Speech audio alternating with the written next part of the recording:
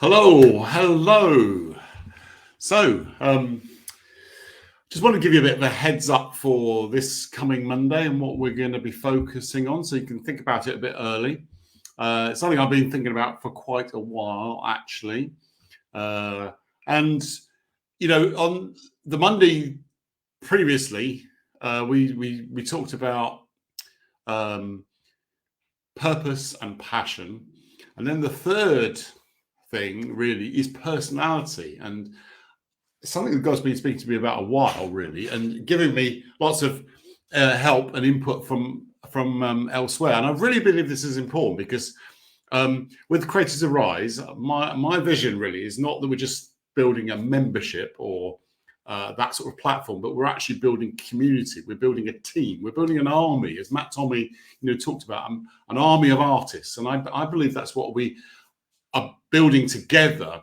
And since we do things together and we learn how we each function, what your passions are. I learned so much, from you sharing your passions, what lit you up, understanding that each other's different mission. For an army to function, we need to know that, don't we? And we need to be able to work together. And I just believe this whole topic of personality is really important to understand. And I've been reading this book over the period of time. I really encourage you to read this one. This is a secular book that was really helpful. Got some input from Dr. Mayo as well, which is also quite interesting, confirming. But when I was in Scotland, I had a bit of time to myself in the afternoon where everybody was going shopping and going to the zoo, and I spent some time with God. And I got further revelation, and I got a very biblical look at personality, which was really interesting because I'd sort of heard about it before, but it really crystallized, and I thought, this really is in the Bible. This really is there for us to help us understand this whole thing. And it basically, if you look at the gospel writers, Matthew, Mark, Luke, and John, they all exhibit different personality traits. Now, just to explain personality a little bit, in sort of, because I'm not an expert, I'm not a psychologist, so I'm only reiterating what I've read, and I can look and see what works and what is sort of self-evident. So the ancient Greeks basically had this way of looking at personality. They had the four character traits, which were the choleric, the sanguine, the phlegmatic, and the melancholic. In today's analysis, they have what's called the DISC method. But when you look at that, really, it's the same thing, really, maybe a little bit more detail. I do believe, personality is more complicated than that, but it is quite helpful to see the different buckets that we fall into. They label it different colors as well, which is quite helpful. And when you understand that, you don't want to sort of label people, but it really does help to understand that person does not think and act necessarily the same way I do. And it's really helpful when you're trying to build a team to understand that difference and what motivates us, and it's who we are, the way God's made us. So coming back to the gospel writers, you can actually see the different personality traits within the gospel writers. They all look at Jesus from a different perspective. Now, just to say, I think Jesus is all of them in one go. His personality was all of them.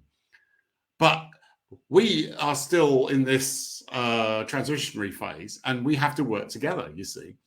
And I'll just give you the bit more detail so you'll see where I'm going and how helpful this is, just to have some sort of idea without doing it. It's good to do a personality test, but we're not going to do that right now. We're just gonna I'm preempting you, helping you think about this. So get the book if you can, because that'll help. But if not, so for example, the Gospel of Mark was really, people say that it was Peter's account. And when you read Peter's account, Mark's account, but it's probably what Peter's told him. It's very choleric. It's the color is red. It's very let's get on with this. The most common word in the Mark's Gospel is immediately, and it's the shortest. It's it wants to get things done. Have you met people like that who their overriding personality is, "Come on, let's get things done. Don't hang around."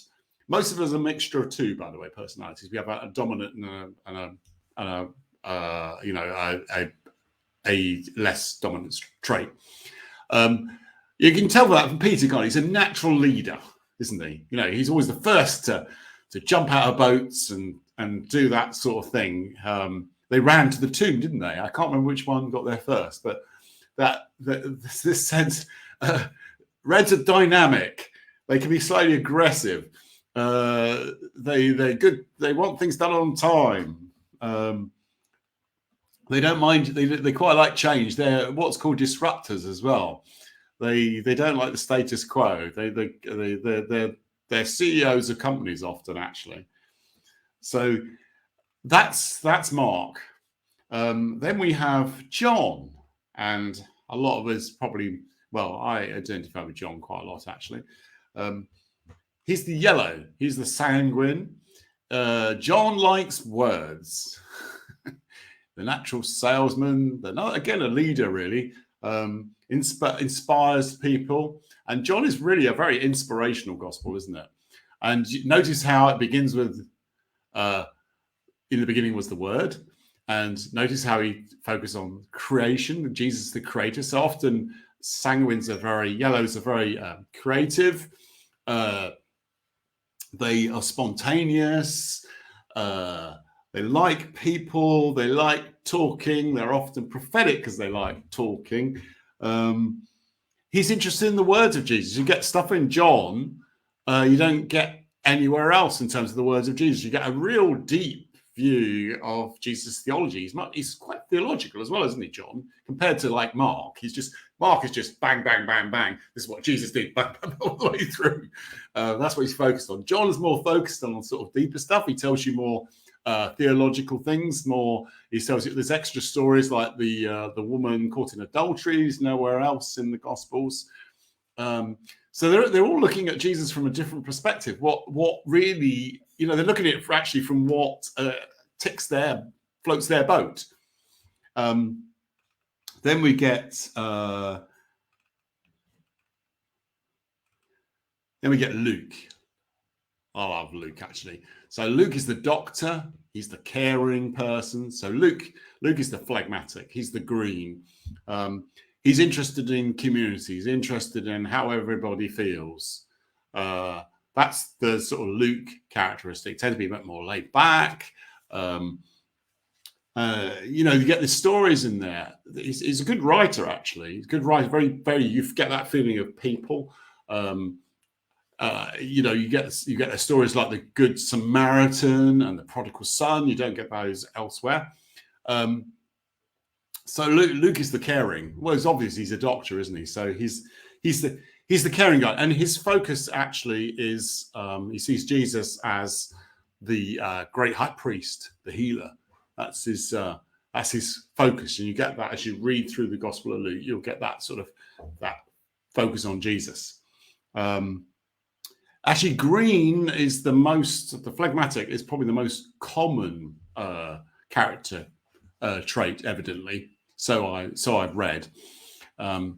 Red is the least common, I think. But as I say, most of us are a combination of two in sort of different amounts. And then we get Matthew. He's the blue. He's melancholic, and look at it. He's the tax gatherer. He's the accountant. He likes detail. He likes order. He likes organization. The longest of all the Gospels, packed with detail. Would you begin your essay or your account of Jesus with a big long genealogy? Most creatives wouldn't, would they? But he did. He does. He begins with a genealogy because it's important. Detail is important. Be able to get it right. Imagine that's an accountant writing the Gospels. John doesn't begin that way, does he? He just begins In the beginning was the Word. Because John's focus is on Jesus, the Creator, the Son of God, the Word. So Matthew's focus on Jesus is Jesus the King. So the focus is the kingdom, because a kingdom has order, doesn't it? Has boundaries, has rules. That's what your melancholic loves, and there's nothing wrong with that. That's how they're made, and they love detail. They're great proofreaders. They're great with detail. We need them. So to build an effective team, you need all these 4 characteristics in people, really, because you need the leader, you need the disruptor, you need the people who question. They want to get things done. They want things to be on time. The Reds. You want people who are sanguine, the people who love to inspire and communicate and motivate. We need those people. The preacher, the prophet. We need the creative. The inspirational types. We need those in teams as well. We also need the sanguines. We need those people who are a bit more relaxed and bring calm and peace, and because the Reds are a bit fiery sometimes and can wind people up a little bit, and the Blues are a bit too intense sometimes because they're focused on the detail. We need all those aspects in a team working together, because then we're like Jesus. Do you see the point? We're like Jesus, because Jesus, I believe, is all 4 of those characteristics. So I want you to think about that and think about how you think. This is very general, isn't it, at the moment? But just think about what matters to you, and that'll give you a bit of a clue. And why it's important as well is because, for example, let's just say you've got a Red, so a cleric who wants to get things done and things on time, and then who are they going to clash with?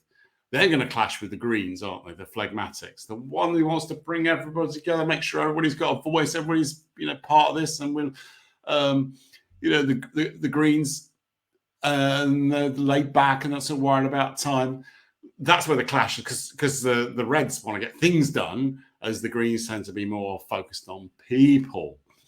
And often the Blues and the Yellows clash, because Blues love detail. Before they make a decision, they want to go through 100 different scenarios. And sometimes that's good, but sometimes it could be bad, because no decision is ever made. I'll also drive the Red crazy as well. But the Yellows, they'll go by their gut feeling, and they'll, they're not very good at detail sometimes, a bit too broad brush, and they can clash as well. So we need all things. The Blues as well are great organisers generally. They like organisation. Matthew, the kingdom of God. They love that order. Yellows are a bit more flexible, a bit more open. So anyway, that's just some thoughts, and maybe you could, type in here what you think. So just a couple of questions for you as well. So think about other characters in the Bible. Think about, the Apostle Paul. What was he? I mean, it's fairly obvious, isn't it? I don't think he was very laid back. Let's put it like that. He has that argument, doesn't he? Remember the story of the argument he has? I think it was with Barnabas. And think about Barnabas. What sort of personality is he? He's not an Apostle Paul, is he? What is he like? There's Moses, for example, as well. Think about Moses and even Aaron. Very different personalities again, I would say. Samson, Elijah. That's another interesting one, isn't it? Elijah, Joseph, James, Barnabas, as we said, and then maybe there are any ladies in the Bible as well you can think of, if you can.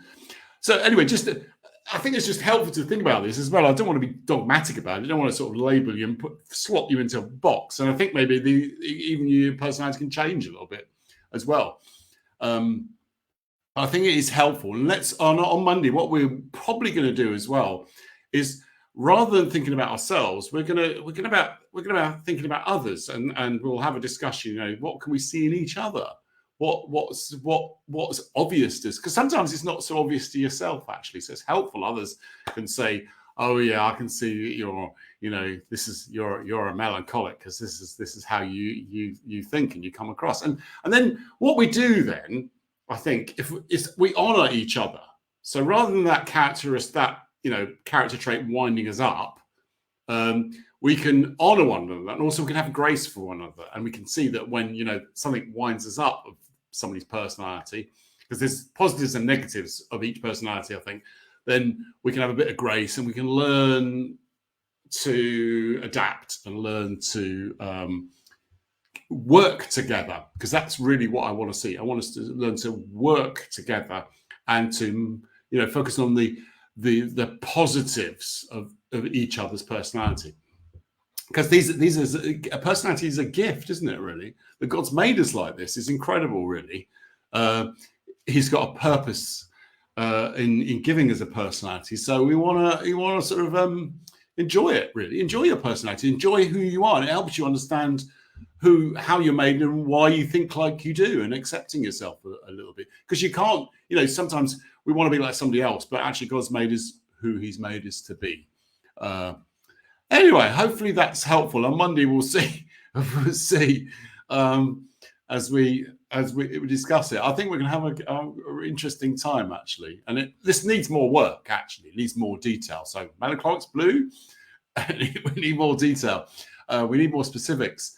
But let's talk about that on Monday. So anyway, thanks for watching, and I will see you next time.